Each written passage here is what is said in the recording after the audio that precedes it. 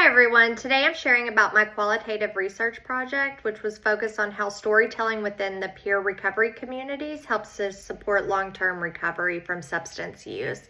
My project explored the emotional, social, and identity-shaping aspects of peer storytelling and how sharing lived experience can be a powerful tool for healing and connection.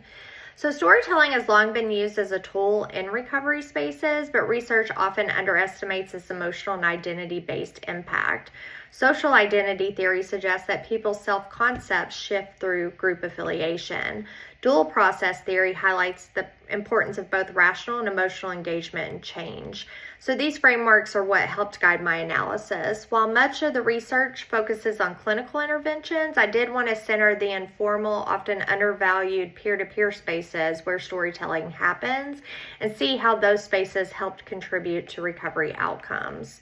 So I used a qualitative research design grounded in constructivist principles. This allowed participants' experiences to shape the findings rather than just testing pre-existing theories.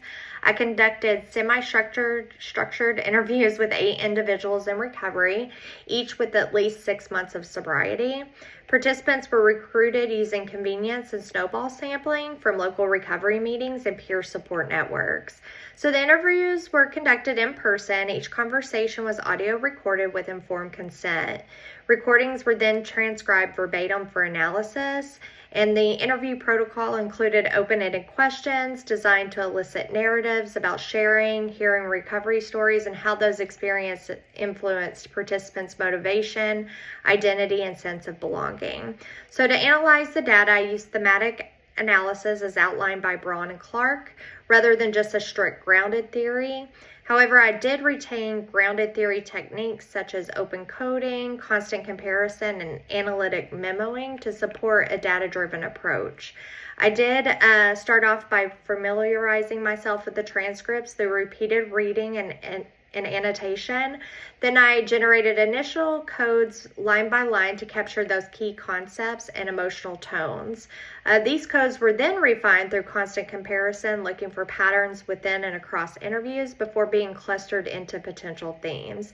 So this iterative process emphasized the semantic content, so what was said, and the Latin meaning, so how it was said and felt, ensuring that the resulting themes emerged organically from the participants' narratives.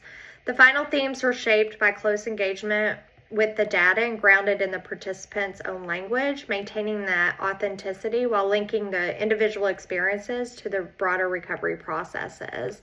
So 4 themes presented themselves. The first theme was storytelling as connection and healing. So participants described storytelling as a way to break isolation and form meaningful bonds.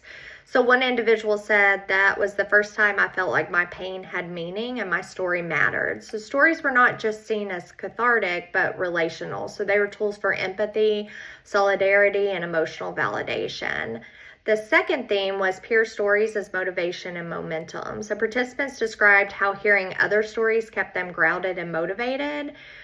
So one participant was talking about a relapse story and how it served them as a wake-up call and reminded them that they needed to, practice recovery on a daily basis. So these stories served not only as sources of hope, but also as cautionary tales for things they should look out for. The third theme was reauthoring identity. So storytelling helped participants shift from shame to self-worth. So one participant said, sharing my story has turned my shame into strength. So many explained that their stories had evolved over time, reflecting their personal growth, healing, and then new narratives of resilience. The final theme was belonging through a shared story. So group settings allowed for vulnerability and mutual support. So one individual said, once someone breaks the surface, it's like permission for everyone to be real. So participants did emphasize that the peer storytelling helped create that sacred, judgment-free space where they were able to be seen, accepted, and part of something larger. So in conclusion, this study did confirm that storytelling is more than just a therapeutic exercise. It's a communal act that fosters connection, identity transformation, and sustained recovery.